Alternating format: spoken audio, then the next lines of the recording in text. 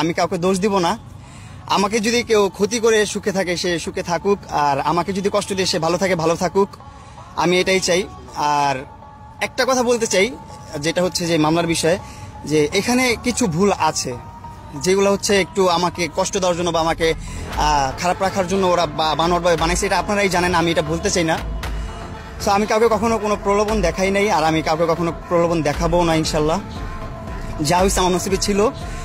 তো একটা জায়গা থেকে বেরিয়েছি, আমার এখন হচ্ছে যে আমার আব্বু হচ্ছে দুধ নিয়ে আসছে, আমাকে দুধ দিয়ে গোসল করাবে।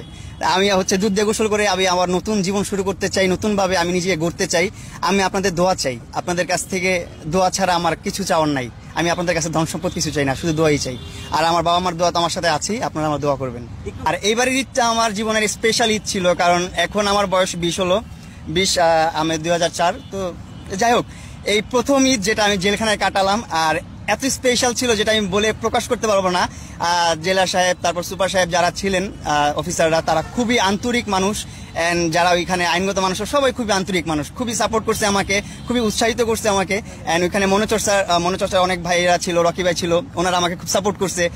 ঈদের দিনে আমি একটা ডান্স প্রোগ্রাম করছি, আপনারা হয়তো বা দেখছেন কিনা জানি না, ভাইরাল হয়েছে মনে হয়, জানি না আমি।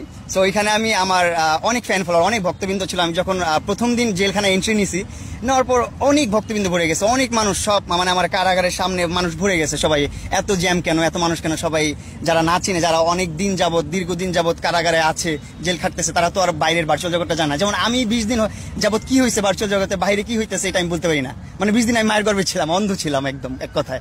তো ওই রকমই অনেকে অনেক কিছু জানে না।